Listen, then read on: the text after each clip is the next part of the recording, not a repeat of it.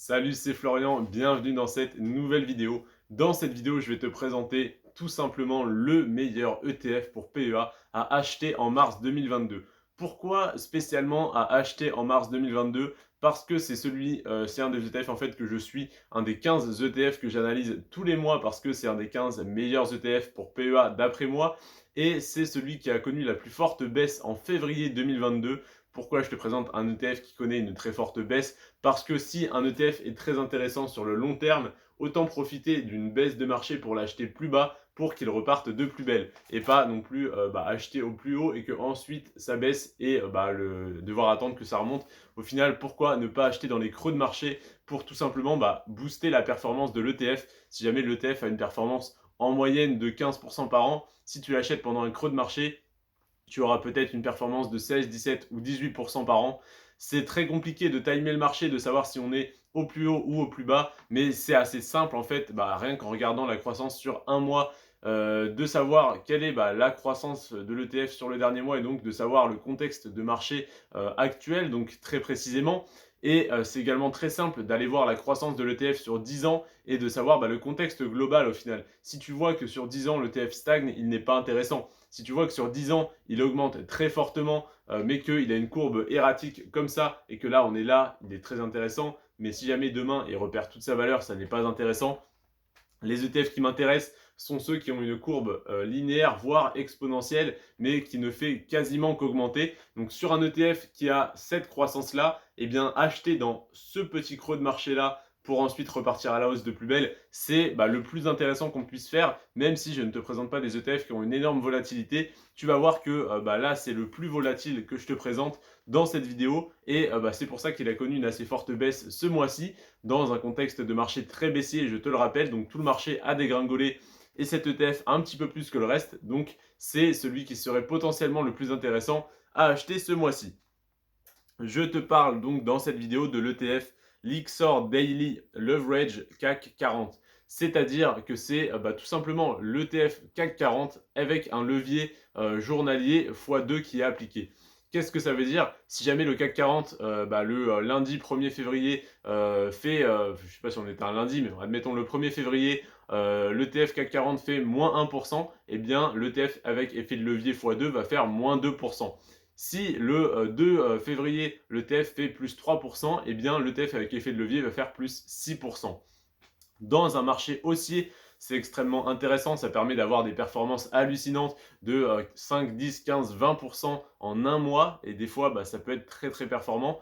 Mais dans un marché baissier, eh bien ce mois-ci, on a eu la performance négative du coup de moins 7,98% en un mois. Donc du coup c'est un ETF extrêmement intéressant sur le long terme, mais qui connaît une assez forte volatilité sur le court terme dans un cas de marché baissier comme celui qu'on a eu en janvier et en février. Et donc, ce mois-ci, l'ETF Lixor Daily Leverage CAC 40 a fait moins 7,98%. Et là, tu te dis, oh la honte, le mec qui présente des ETF qui font moins 8% en un mois, il ne connaît pas son sujet. Eh bien non, justement, c'est tout là l'intérêt, de ce type d'ETF. En fait, c'est que sur le long terme, sur 10 ans, cet ETF a fait la performance de plus 353%. Qu'est-ce que ça veut dire? Ça veut dire que si on annualise sur 10 ans 353%, sur un an 35,3%.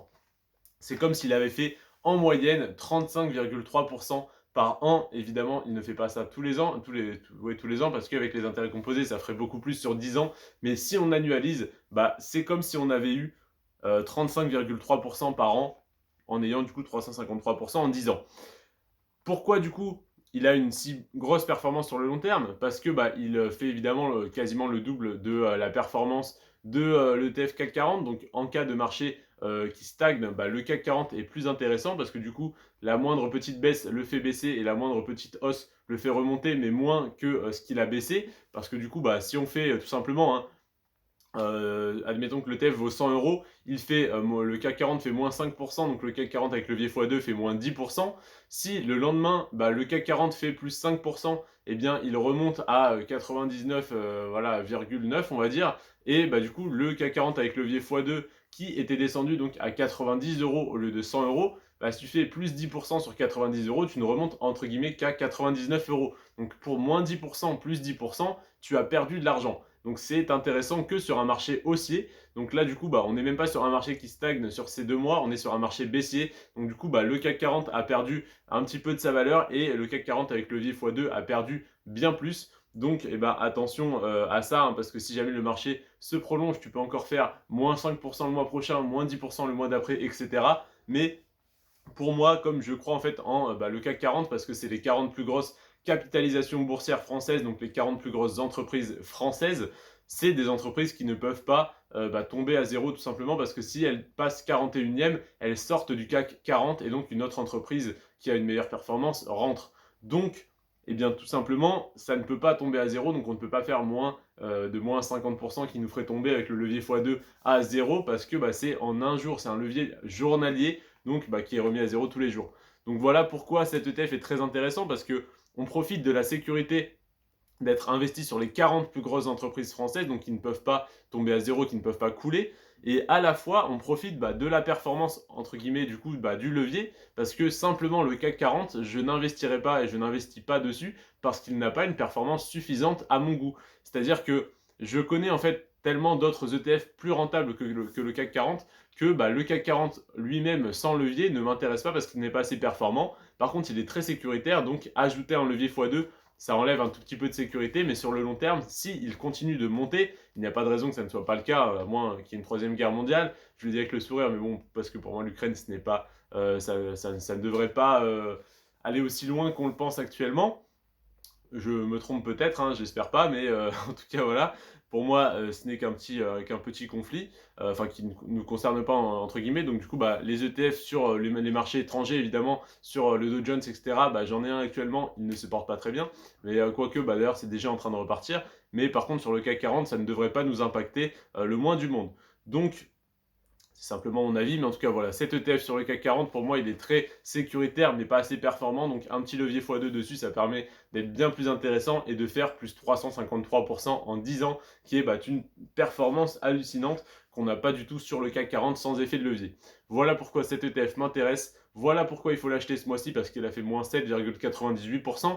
Donc c'est une excellente occasion de rentrer dedans. C'est pas un conseil d'investissement, hein, je t'invite pas à investir dessus. Simplement, je te dis, si j'avais des liquidités, je rentrerais sur cet ETF. Je n'en ai pas actuellement, hein, je suis 100% investi, que ce soit en bourse, en crypto-monnaie ou en immobilier. Mais si j'avais des liquidités, je les réinjecterais dans ce type d'ETF. C'est tout pour moi, c'est tout pour cette vidéo. En premier lien dans la description, tu as ma liste d'actions et d'ETF totalement offerte.